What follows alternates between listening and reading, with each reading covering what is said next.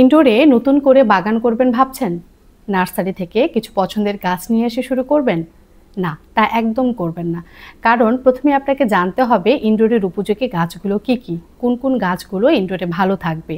সেক্ষেত্রে আপনি যদি নতুন বাগানি হন, আপনাকে খেয়াল রাখতে হবে যে গাছগুলো কম আলো, কম পানি এবং সহজ যত্নে টিকে থাকে অনেক দিন পর্যন্ত, সেই গাছগুলোই আপনাকে প্রথমে নির্বাচন করতে হবে। এক্ষেত্রে আপনি কখনোই একসাথে অনেকগুলো গাছ নিয়ে এসে বাগান শুরু করবেন না। আপনি প্রথমে একটা অথবা দুটা গাছ নিয়ে আসবেন এবং যখন আপনি দেখবেন যে আপনি গাছের টেক কেয়ার করতে পারছেন, আপনি সমস্যাগুলো সমাধান করতে পারছেন, আপনি পারবেন, তখন আপনি আস্তে আস্তে গাছের পরিমাণটা বাড়াতে পারেন। তাছাড়া আপনি যদি গাছ নিয়ে এসে গাছটা না বাঁচে, গাছটা ভালো না থাকে, তখন কিন্তু আপনার আর বাগান করার যে শখটা, যে আগ্রহটা, সেটা আর থাকবে না। তাই এমন গাছগুলো আপনি নির্বাচন করবেন যে গাছগুলো কম যত্ন, কম আলো এবং কম পানিতে অনেক দিন পর্যন্ত ভালো থাকে।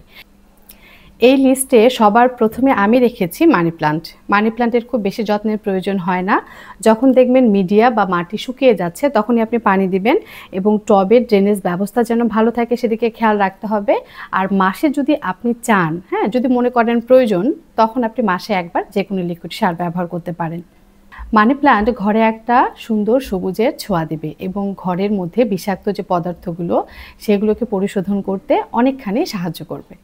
এরপরে আপনি নির্বাচন করতে পারেন মেক্সিকান মানি প্লান্ট। এর আরেকটা নাম হচ্ছে অ্যারাবিয়ান ওয়াক্স আইভি। এটিও খুব কম আলো, কম পানি এবং কম যত্নে অনেক দিন পর্যন্ত ইনডোরে টিকে থাকতে পারে।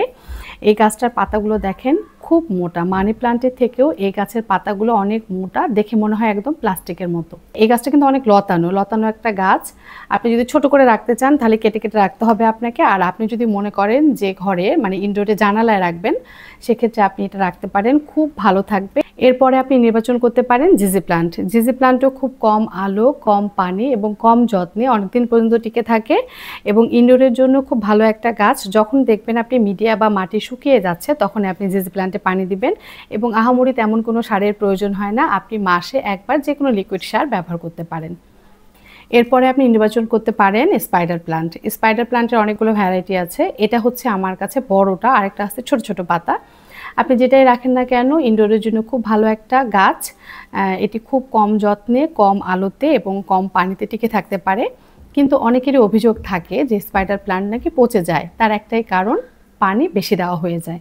পানি যখন আপনি অতিরিক্ত দিবেন, তখন আপনার শিকড়টা পচে যাবে। এই জন্য যখন মিডিয়া বা মাটি একদম শুকিয়ে যাবে, তখন আপনি পানি দিবেন।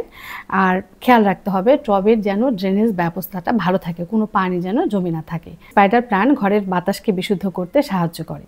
এরপরে আপনি নির্বাচন করতে পারেন ফিলোডেনড্রন। ফিলোডেনড্রনের অনেকগুলো প্রজাতি আছে। এর মধ্যে আমার কাছে যেটা আছে সেটা হচ্ছে ফিলোডেনড্রন বার্লি ম্যাক্স। এই গাছটি খুব কম যত্ন, কম আলো এবং কম পানিতে অনেক দিন পর্যন্ত টিকে থাকতে পারে। ইনডোরের জন্য এই গাছটি আমার কাছে মনে হয় বেস্ট একটা গাছ। এরপরে আপনি নির্বাচন করতে পারেন লাকি ব্যাম্বো। লাকি ব্যাম্বোর অনেকগুলো ভ্যারাইটি আছে। এর মধ্যে আপনি আপনার পছন্দ অনুযায়ী যে কোনো একটি নিয়ে আসতে পারেন এবং লাকি ব্যাম্বো কিন্তু ইনডোরে কম আলো, কম পানিতে টিকে থাকতে পারে এবং খুব কম যত্ন লাগে। তবে নতুন বাগানীদের জন্য আরও কিছু পরামর্শ থাকবে। টবের মাটিটা ভালো হতে হবে। টবের মাটি যেন পানি নিষ্কাশন যোগ্য হয় সেদিকে খেয়াল রাখতে হবে এবং টবের ড্রেনেজ ব্যবস্থা যেন ভালো থাকে সেদিকেও খেয়াল রাখতে হবে। কখনোই যেন কোনো পানি জমে না থাকে টবের নিচে বা টবের মধ্যে। এবং যখন দেখবেন আপনি অতিরিক্ত পানি আমরা দিব না, অতিরিক্ত পানি আমরা এড়িয়ে চলবো। এবং যখন দেখব মিডিয়া বা মাটি একদম শুকিয়ে গেছে, তখন আপনি টবে পানি দিবেন। আপনার সুবিধা মতো সপ্তাহে একদিন আপনি ইনডোরে যে গাছগুলো সেগুলোকে রোদে দিবেন এবং যেহেতু ইনডোরে গাছ রাখছেন, তাই আপনার অবশ্যই খেয়াল রাখতে হবে গাছটা যেন পরিষ্কার পরিচ্ছন্ন থাকে, সেখানে যেন শুকনো পাতা লেগে না থাকে, সেদিকে আপনাকে খেয়াল রাখতে পরিষ্কার পরিচ্ছন্ন রাখবেন এবং পাতাটা মাঝে মাঝে আপনাকে একটা পানি দিয়ে কটন প্যাড দিয়ে সুন্দর করে মুছে দিতে হবে। এটা আপনি আপনার সুবিধা মতো প্রয়োজন অনুযায়ী, গাছের প্রয়োজন অনুযায়ী করে নেবেন। এবং যদি প্রয়োজন মনে করেন, দেখেন যে গাছের অবস্থা খুব ভালো না, তখন আপনি মাসে একবার যে কোনো লিকুইড সার ব্যবহার করতে পারেন। এটা হতে পারে কলার খোসা, পেঁয়াজের খোসা অথবা সিউইড এক্সট্রাক্ট মেশানো পানি, ইপসম সল্ট পানিতে মিশিয়ে সেটা আপনি গাছে ব্যবহার করতে পারেন। এক্ষেত্রে ইপসম সল্ট 1 লিটার পানি, 1 চামচ ইপসম সল্ট পানিতে মিশিয়ে এটা আপনি গাছের পাতায় স্প্রে করতে পারেন এবং গাছের গোড়ায় দিতে পারেন। সিউইড এক্সট্রাক্ট এটিও আপনি 1 লিটার পানির মধ্যে 1 চামচ পরিমাণ মতো নিয়ে গাছের পাতায় স্প্রে করতে পারেন এবং গাছের গোড়ায়ও ব্যবহার করতে পারেন।